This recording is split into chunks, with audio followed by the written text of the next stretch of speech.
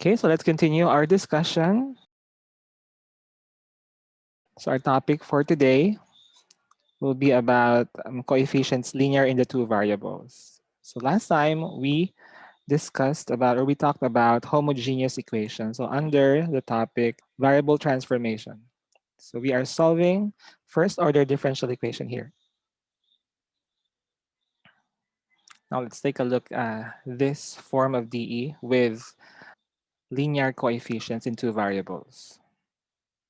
Okay, let's consider this equation where the coefficient of dx is a sub 1x plus b sub 1y plus c sub 1. And the coefficient of dy is a sub 2x plus b sub 2y plus c sub 2 equal to 0. So if you actually isolate these coefficients and equate to 0, you have two lines. Okay, so this function equated to 0 is a line. Okay, and another coefficient here, if you equate that to 0, is another line. So here, a sub 1, or a's, b's, and c's are constants.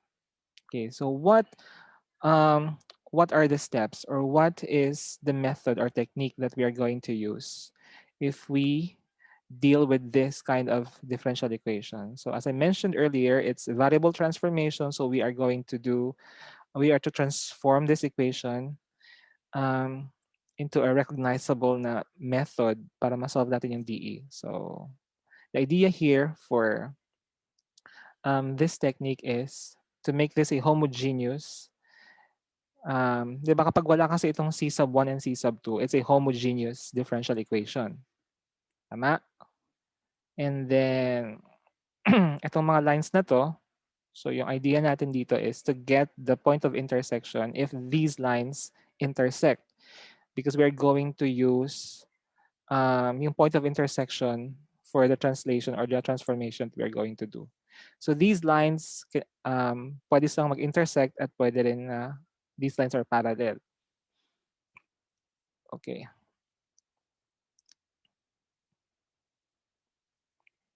So it says here that there will not be two lines if a sub 1 and b sub 1 are 0. Again, a sub 1 and b sub 1 are 0. Isa lang yung term natin. Pero meron ka pa rin may function ka dito which is linear in one of the variables here. Okay, x or y. If a sub 2 and b sub 2 are 0, yan, meron ka pa rin naman na isang linear na coefficient in one variable or one of the variables, x and y. Pag wala yung c sub 1 and c sub 2, itong equation natin is a homogeneous equation. Okay, so here are the considerations. If the lines intersect, so we need to determine the point of intersection. Kaya gagamitin natin itong translation natin na replace x by a new variable u plus h, which is part of yung point of intersection natin, yung h na the abscissa, okay? Doon sa point of intersection. Siyempre, if you are going to replace x by u plus h, differentiate natin siya and replace the differential dx by du. Yung y naman, of course, you are to use the ordinate ng point of intersection mo, yung k. So y is equal to v naman yung gagamitin natin na variable plus k. And then differentiate this, you have dy equal to dv. Again, we have to transform the given equation. Yung variables natin na involved dun sa equation are u and v. du tsaka dv na differentials. Okay, kaya we need to know yung point of intersection because sa final answer natin, we need to bring back or return the original variables. Okay, so applying this translation here will transform our differential equation into a homogeneous differential equation. A sub 1 times u plus b sub 1 times v. Ito yung coefficient ni du. And a sub 2 times u plus b sub 2 times v, yun yung coefficient naman ni dv. Okay, tandaan nyo to ha. Pero sa example natin, ipapakita ko sa inyo, I will be, hindi ko i-directa sa ganitong equation. I-apply ko mismo tong ating value ni x tsaka ni y. Okay? Pero kapag kayo na yung magso-solve, puwede yung skip yung part na magsa-substitute na kayo ng mismong, translation na 'to or yung substitution. Nakuha? Sa pag-explain ko lang, papakita ko lang na paano nag-arrive sa ganito, okey? Kasi magagamit pa rin yung A sub 1, B sub 1, A sub 2, tsaka B sub 2. Natanggal lang natin yung C sub 1 and C sub 2. Tandaan na ito ay kapag nag-intersect yung dalawang lines. So ano yung characteristic nun? Siyempre yung A sub 1 mo tsaka A sub 2 mo are not equal and B sub 1 tsaka B sub 2 mo are not equal. So kapag equal kasi yan, yung mga coefficients na yan, parallel lines yung din-deal natin. Or if you want to make sure, pwede mong i-graph, di ba, yung line. Mag-assign ka ng points, tapos makita mo yung point of intersection nila. Pero mano-manong way yun ng ano, ng pag-determine ng point of intersection. So you can actually utilize yung dalawang equations to determine the point of intersection. Ayan. So if the lines do not intersect or if they are parallel, yan, makita mo na yung A sub 1, ito, makita ko na equation. Yung first two terms ng ating coefficient ni dx, equal yung coefficient nila A sub 1 din dito, B sub 1, B sub 2. Simply ang gagawin lang natin, papalitan lang natin tong first two terms ng bagong variable. So v ang gagamitin natin. Okay? Pwede ring ibang variables like w. So depende kung ano yung given na equation na variables doon. So basta hindi lang dapat, you should not utilize the same variable para i-transform yung mismong equation. Solve natin to, guys. Yan. So papakita ko dito yung pag-determine ng point of intersection or pwede nyo rin gawin yan using your calculator. Meron kasi dyan na two equations, two unknowns, di ba? So ganun lang gagawin ninyo para makuha yung point of intersection.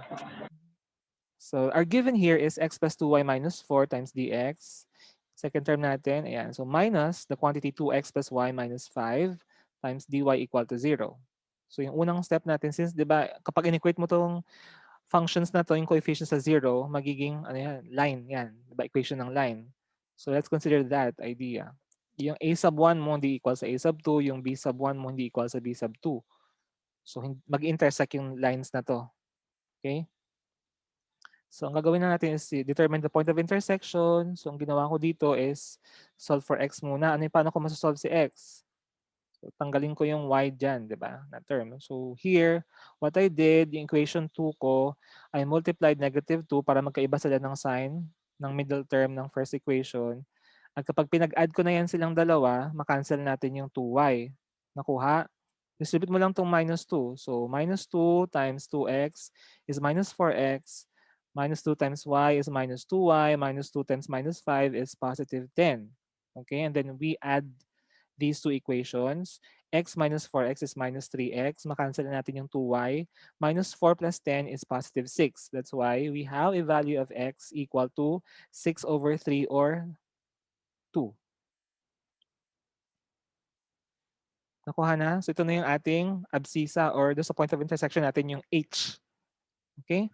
Now, we determine naman yung y. Yun yung ating k. So we can actually choose either of these two equations para i-substitute yung value ni x. So ang pinili ko na lang is equation 2 since yung y mo, pag tinranspose na yung ating 2x dun tsaka yung 5 sa kabilang side ng equation, makukuha mo na yung y. Okay? And then you substitute the value of x. So 5 minus 2 times 2 is equal to 1. So the point of intersection now is 2, 1.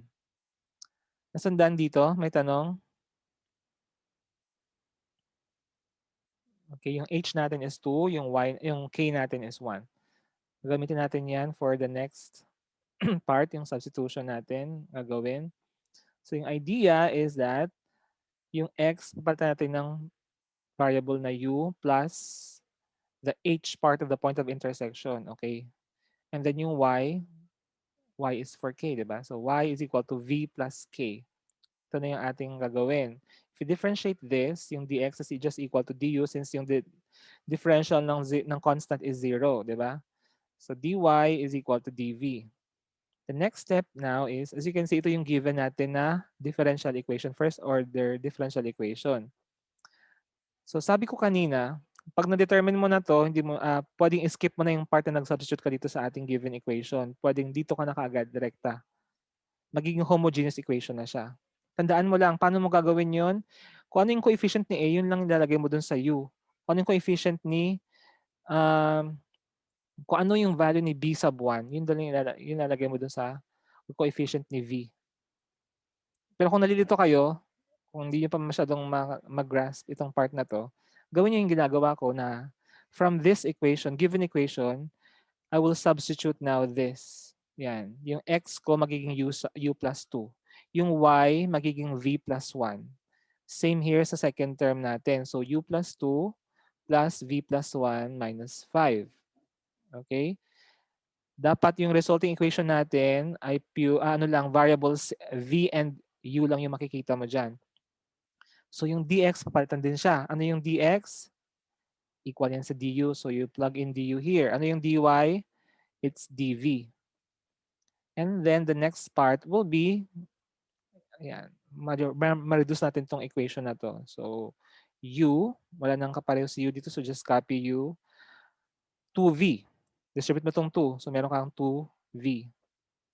Yung idea kapag nag-substitute tayo ng ganitong equivalent ng ating x and y, we can be able to remove yung C sub 1 and C sub 2 natin. Yun yung idea. Para maging homogeneous siya. Nakuha? Pag ginawa yung substitution, magiging homogeneous siya. Clear? So, tingnan to. Di ba may 2 ka dito? 2 times 1 is 2. So, 2 plus 2 is 4. 4 minus 4, 0. Kaya tanggal na yung third term ng ating coefficient. Clear? So itong u na to, ito yung coefficient din ni x. Ay yung 1 pala dito yan.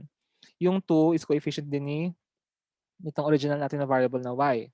Sa pangalawang term naman, so copy mo lang yung minus, distribute natin to. So 2u, copy this, plus v. Ano mangyayari sa 5? Makancel din yan because 2 times 2 is 4, 4 plus 1 is 5, 5 minus 5 is 0. O diba? Ganun lang kasimple. Nakuha? Nabanggit ko kanina na pwede nang skip yung part na to, rekta mo na kaagad sa ganitong homogeneous equation. Palitan mo lang yung x ng u at yung y ng v. Tapos tanggalin mo na yung c sub 1 at c sub 2. Clear? Okay. So pagdating doon sa ganitong equation, homogeneous na siya. So we are now going to follow the steps for solving homogeneous equation. So since nagamit na natin yung v, 'di ba, ang ginamit natin doon is either y is equal to vx or x is equal to vy. So we now introduce a new variable. So nag-introduce ako dito ng variable z naman. So hindi mo pwedeng gamitin ulit yung x or y kasi may equivalent yun na sarili. So baka kasi malito ka kapag ginamit mo ulit yung the same variable dun sa previous one. So ang ginamit ko dito is z. Tandaan niyo ha, pwedeng yun na lang yung gagamitin niyo kasi nga dalawang terms yung mismong coefficient. So, pwedeng either of the variables. Pwedeng v is equal to uz or u is equal to v times z. And then when you are going to substitute this, kailangan din yung differential mapapalitan kasi the resulting equation will contain variables v and z na. Okay? So, copy natin. U is equal to v times z. Ito na yon. Yung 2v, just copy this one. Ano yung value ni du? Du is equal to v dz plus z dv. Sa second term naman natin, 2u, ang u is v times z. Copy mo yung v, dv will remain here in your equation. And then the resulting equation will contain variables v and z. Now, pag distribute na natin to, ayan, FOIL method lang, vz times vdc is v squared z dz. Ayan, first, and then the outside, vz times zdv is vz squared dv. 2v times vdz is 2v squared dz. And the last terms, 2v times zdv is 2v zdv. Dito naman sa next part natin, distribute natin itong negative sign and dv. Ayan, so you have minus 2v zdv and minus vdv. We can actually cancel this one. Ayan guys, na-cancel na natin itong 2v zdv. It will reduce our equation to this form. Pwede natin i-factor itong v squared. Ito yung may mga dz, di ba? Ayan, v squared times z plus 2. Okay, yung last two terms naman natin is common yung v sa kanila at yung dv. So factoring out v dv, kaya meron tayong z squared minus 1. Pagdating dito, magiging separable dE na siya. Wherein yung first term, maging pure function of z if you divide both sides by v squared. Yung second term, magiging pure function of v na siya if you divide both sides by z squared minus 1. Kaya ito na yung nag-resulting equation natin, nakaseparate na yung variables. Pure function of z and pure function of v. So integrate na natin. Our concern here for integration is that itong unang term natin, z plus 2 over z squared minus 1. If you remember yung partial fraction decomposition, ayan, kapag distinct yung factors ng ating denominator, ayan, ito lang yung equivalent na partial fraction. So a over z minus 1 for the first factor plus b over z plus 1. Alam niyo pa ba to? Pagka repeating yung factors, kunyari z plus 1 squared, isulat ko lang Pag repeating, for example, ang denominator mo is z plus 1 squared. Yan. Yung numerator mo, yan, as a function of z.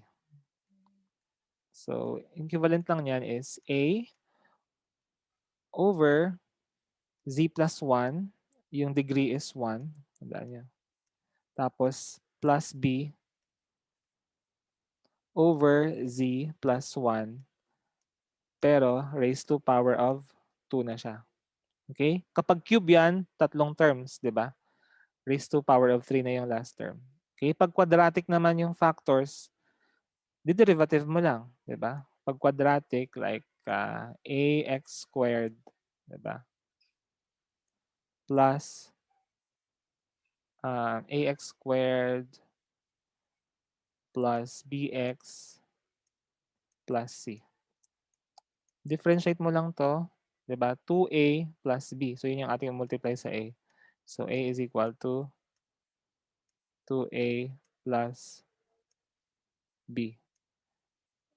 Tama ba? 2ax pala. Yan, 2ax plus b over itong quadratic na factor. Yan, plus b over this quadratic factor. Ayan, recall lang naman to dun sa partial fraction decomposition with different types of factors. Distinct factors katulad nito, and you have repeating factors and you have quadratic. So we'll have hopefully more of this sa iba nating mga techniques na isosolve. Okay, may question ba dito guys? So ang ginawa lang natin dito is we determine yung constants na a and b para ma-replace natin tong rational expression natin into this equivalent na partial fraction. Okay. So here, ang ginawa ko kasi nga difference of two squares ito, so nag-assign na ako ng value ni z para madaling makuha natin yung one of the constants. Kasi if you assign z equal to minus 1, makakancel lang natin yung isa sa yung isang term dito, diba? Minus 1 plus 1 is 0. Tong term na to, makukuha mo yung b. Okay? Kapag nag-assign ka naman, z is equal to positive 1, makancel mo naman yung b, itong term na to, makukuha mo yung value ni a. Clear? Or you can use a calculator kapag marunong kayo gumamit ng calculator niyo para ma-determine natin to. Okay. So we have the values of a and b. A is 3 halves, b is minus 1 half. Okay, let's proceed. Meron tayong value ni a tsaka ni b. So what we're going to do is replace natin tong rational expression with this equivalent. A is 3 halves, b is minus 1 half. ln na yung kalalabasan if you integrate each term here. So 3 halves ln of z minus 1 minus 1 half ln of z plus 1. At yung last term natin, which is integral of dv over v, is ln of v equal to c, or we can actually put c into 1 half ln of c para ma-remove natin yung 1 half sa bawat term na yan. And ayan, multiplying both sides by 2, this will become 3 ln of z minus 1. Second term will become ln of z minus z plus 1. And then the last term here in your left-hand side is 2 ln of v equal to ln of c. Ngayon, pagsamahin na natin yung, yeah, Since pareho na silang ln, di ba? Pwede mong i-group na sila. Yung isang may minus dito, transpose mo sa kabilang side para pagsamahin tong um, parehong positive. At sa kaliwa, you have 3 ln of z minus 1. You can put this as ln of z minus 1 raised to 3. Ito naman maging ln of v squared. Okay? Para ma-combine mo yung dalawang, yung magamit mo yung property of logarithmic functions. Just like this one. So, ang ginawa ko is transpose ko yung minus, di ba? ln of z plus 1 dito sa kanan. Kaya naging positive siya. And then, i-rewrite mo yung pinaka logarithmic na expression into this. ln of z times z plus 1. Sa kabila naman is z minus 1 cubed times v squared. By anti-ln, you can remove this function na ln. Naging z minus 1 raised to 3 siya times v squared equals c times z plus 1. Okay? Since hindi pa ito yung totoong variables talaga, so kailangan nating i-recall yung mga ginawang substitution natin or transformation. We know that, ano ba yung value ni z? Yung z is a result of, replacing u by equal to v times z, right? So c is equal to u over v. Now you plug in the value of z here. Ito na yung kalalabasan, u over v minus 1 raised to 3. Sa kanan, ganun din, u over v plus 1. Then you put them into one fraction, naging u plus v over v. Sa left-hand side naman, you have u minus v over v, pero naka-raise sa power 3. Ibig sabihin kasi nito, u minus v raised to 3 over v cube. Eh may v squared ka pa dito. Kuha ako ng panulat.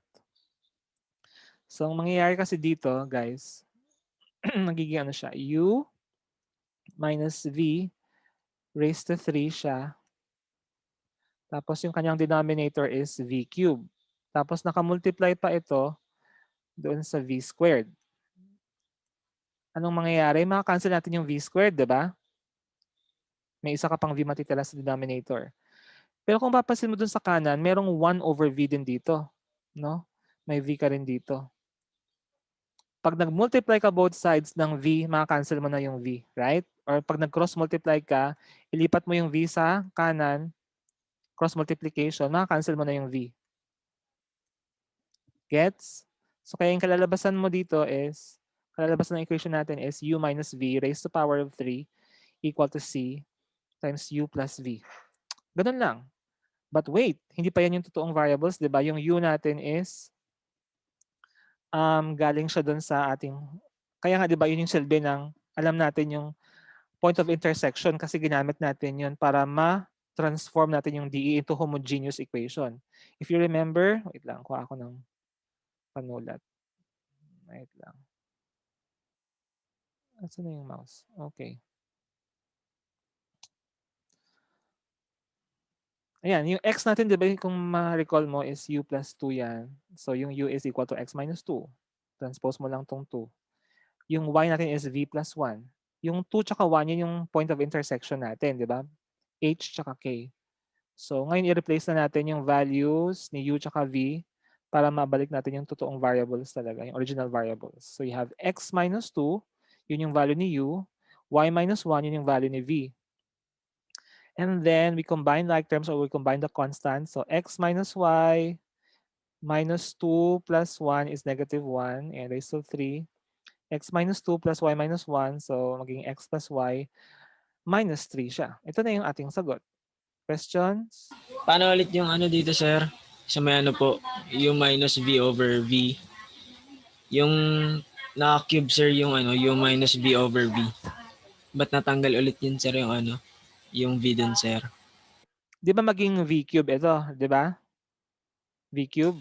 Apo. So v squared divided by v cube is Okay, sir. 1 over v. Apo. No? Eh, may 1 over v din dito. So tanggal na yung 1 over v. Pag nag-multiply both sides ka ng v or i-cross-multiply mo siya. Ay, Yun yung okay, sir. ganang manipulation. Nakuha. Or gagawin Apo, mo na sir. lang, ilipat mo yung v para v cube na yung makakancel. Di ba? Multiply mo na kaagad both sides ng v. Ganun lang yan. Sige, multiply natin both sides ng v. Madaming ways actually, guys. Okay, sir. Actually, sige, magandang clarification kasi sa ibang section, ganun din yung question nila. Sir, paano naging ganyan? O, sige, multiply tayo both sides by v. makancel na natin 'tong V na 'to, ito magiging V cube, 'di ba?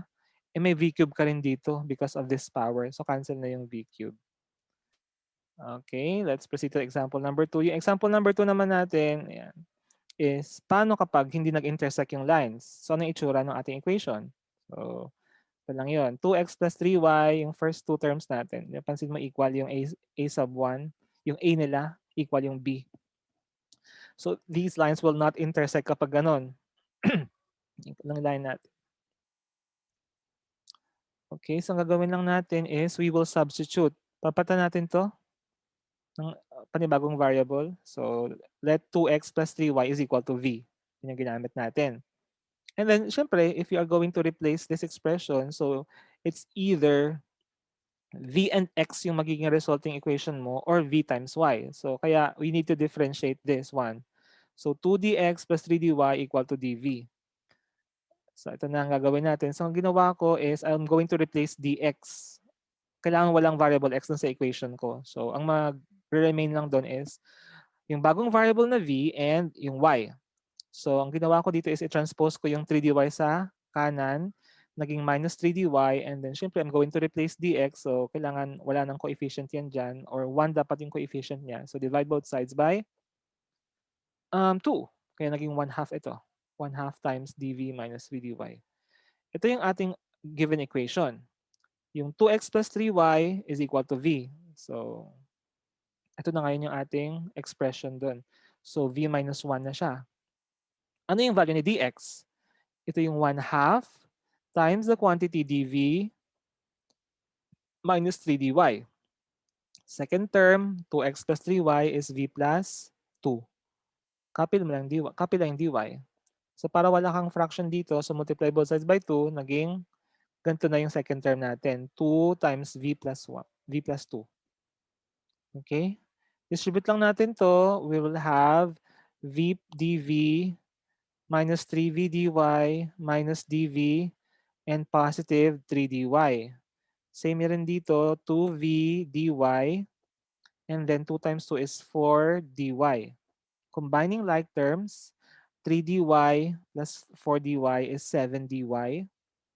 Kuha ko ng lapis.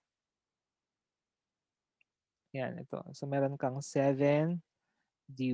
Positive ba yan? Yes, sir. Positive yan. Tapos, dito naman, kasi itong ginawa natin, v dv, ito yung may dv, di ba? Ayan. Factoring out dv, meron tayong v minus 1. Ito, pagsamahin natin to, minus 3v dy, tsaka itong 2v dy. So, meron tayong negative v dy. If we factor out negative dy, kaya magiging ano siya, v minus 7 times dy. Ayan na yung result, guys. Nakuha, pinagsama to, naging 7 dy. Ito yon. Pagdating dito, magiging separable na siya. Okay, dividing both sides by v minus yan, v minus 7. Kaya naging v minus 1 over v minus 7 yung unang term times dv. Yan. Minus integral of dy. Okay, may tanong ba dito bago mag-proceed sa next na part ng solution?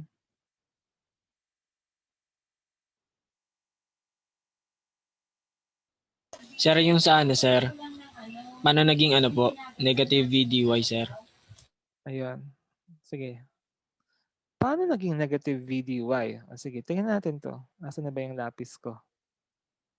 Where's my pen? Magpakita ka. In 3, 2,